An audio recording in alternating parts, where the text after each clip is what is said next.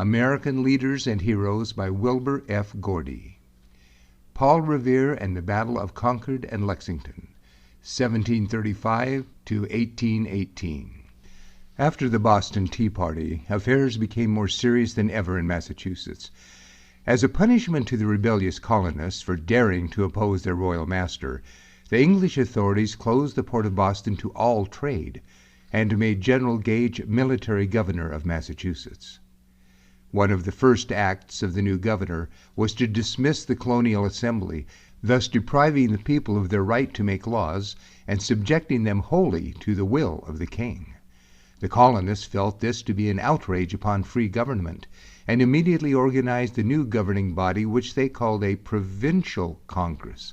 With John Hancock as its president and Samuel Adams as its leading spirit, this congress began at once to make rapid preparations for war. It called for an army of 20,000 men who were to be ready at a minute's notice to march to any point of danger. These first soldiers of the Revolution, thus hastily mustered, were called Minutemen.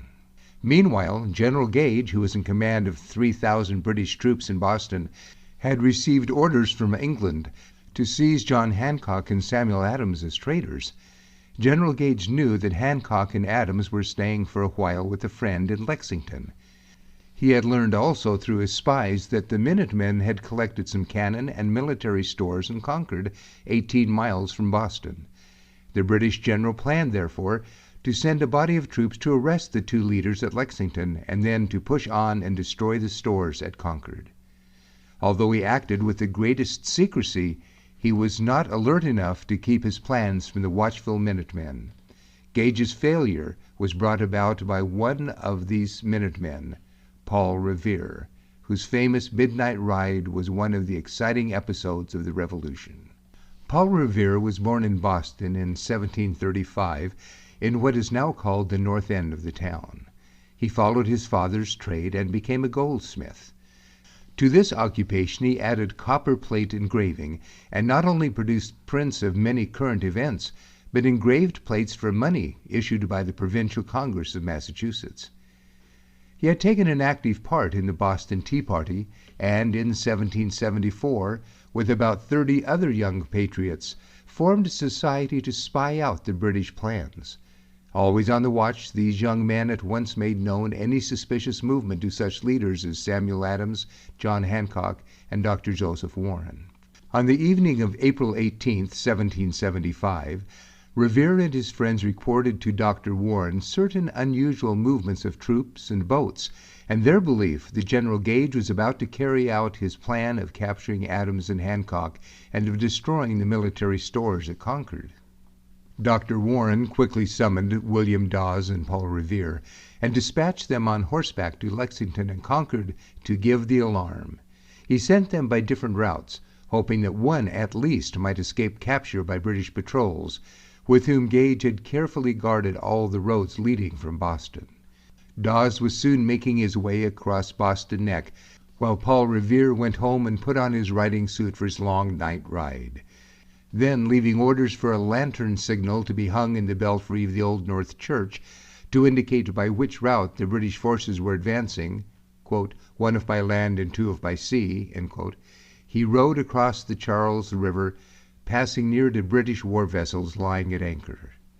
On the opposite bank he soon got ready a fleet horse. There he stood, bridle in hand, watching to catch sight of the signal lights. At 11 o'clock, 2 lights gleamed out of the belfry and told him that the British troops were crossing the Charles River on their march through Cambridge. Leaping into his saddle, he sped like the wind toward Lexington. Suddenly, 2 British officers sprang out to capture him, but quickly turning his horse, he dashed into a side path and soon outdistanced his pursuers. 10 minutes later, he arrived at Medford. Then, at every house along the road, he stopped and shouted, "Up and arm! Up and arm! The regulars are out! The regulars are out!" When he reached Lexington, it was just midnight. 8 Minutemen guarding the house where Adams and Hancock were sleeping warned him not to disturb the household by making so much noise. "Noise!" cried Paul Revere. "You'll have noise enough before long. The regulars are out." William Dawes soon joined Paul Revere, and after a few minutes spent in taking refreshments, they rode off together toward Concord, accompanied by Dr. Prescott. About halfway there, they met some mounted British officers who called to them to halt. Prescott managed to escape by making his horse leap a stone wall and rode in hot haste towards Concord, which he reached in safety. But Paul Revere and William Dawes both fell into the hands of the British. In the meantime, the British troops, numbering 800 men under Lieutenant Colonel Smith, were on their way to Lexington. But they had not gone far before they were made aware, by the ringing of church bells, the firing of signal guns, the beating of drums, and the gleaming of beacon fires in the surrounding hilltops, that the Minutemen knew of their movements. Colonel Smith, disturbed by these signs of threatening storm, sent Major Pitcairn ahead with a picked body of light infantry, in the hope that they might reach Lexington before the town could be aroused. He then sent back to Boston for reinforcements. The British commander had reason to be disturbed, for the alarm signals were calling to arms thousands of patriots ready to die for their rights. Hastily wakened from sleep, men snatched their old muskets from over the door, and bidding a hurried goodbye to wife and children, started for the meeting places long since agreed upon.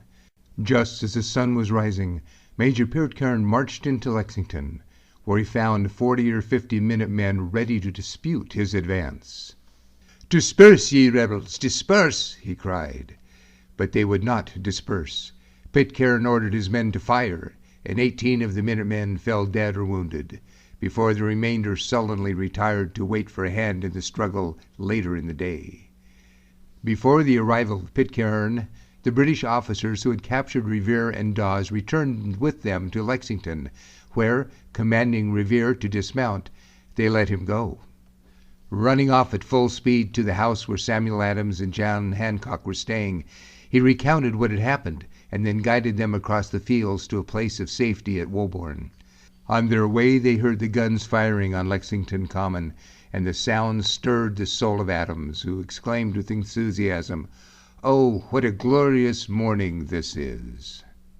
From Lexington, Colonel Smith hastened to Concord, arriving there at 7 o'clock in the morning, about 6 hours after Dr. Prescott had given the alarm.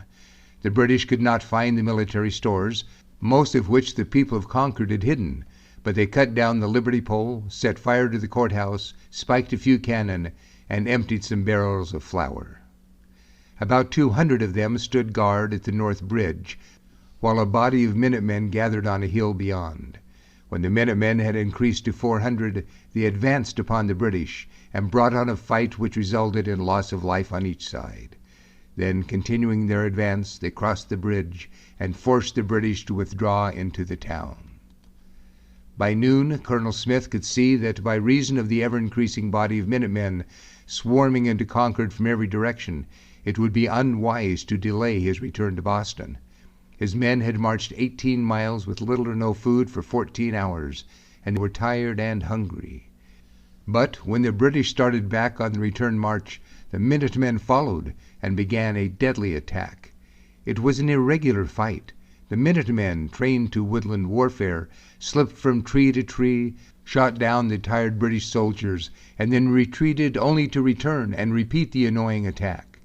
The wooded country through which they marched favored this kind of fighting.